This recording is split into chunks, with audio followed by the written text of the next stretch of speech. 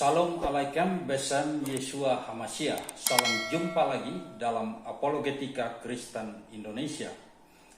Hari ini kita akan membahas judul Tidak Merayakan Sukkot Akan Kena Tulah. Saya baru saja menerima sebuah pesan WA dari seorang yang mengatakan bahwa perayaan Sukkot itu adalah wajib jika mau diberkati.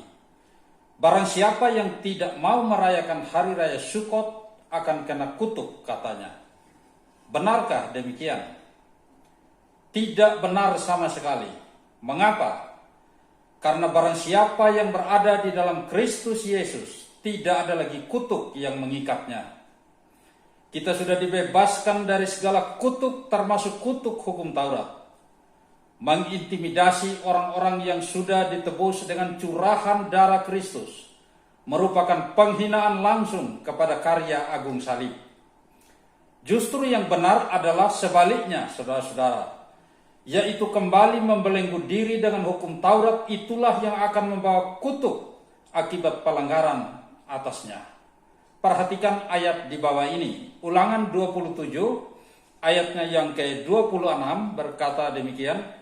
Terkutuklah orang yang tidak menepati perkataan hukum Taurat ini dengan perbuatan, dan seluruh bangsa itu haruslah berkata, Amin.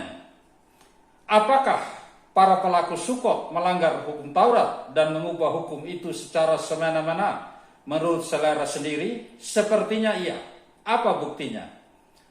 Buktinya, kata Alkitab bahwa Sukkot seharusnya dirayakan selama 7 hari berturut-turut, dengan tinggal dalam pondok-pondok daun di luar rumah. Imamat pasal 23 ayatnya yang ke-42 berkata, kamu harus tinggal di dalam pondok-pondok daun selama 7 hari.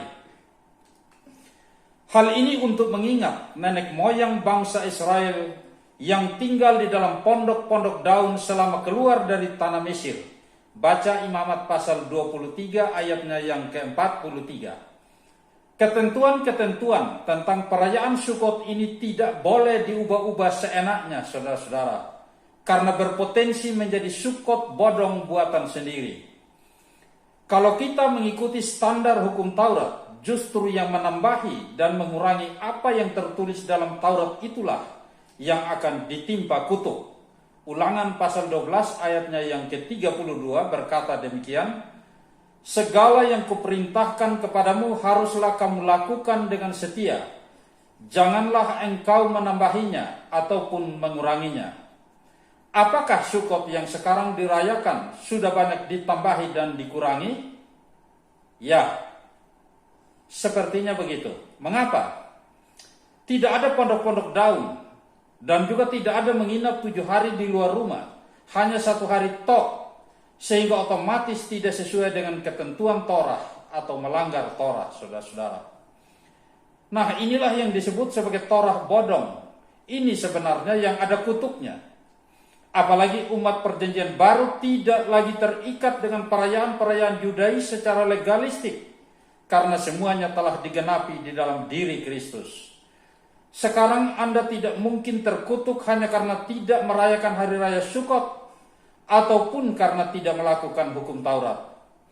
Rasul Paulus mengatakan dalam Kolose pasal 2 ayatnya yang ke-16 dan ke-17, saudara-saudara, bahwa hari-hari raya hanyalah bayangan, simbol, tipologi, sedangkan wujudnya adalah Kristus.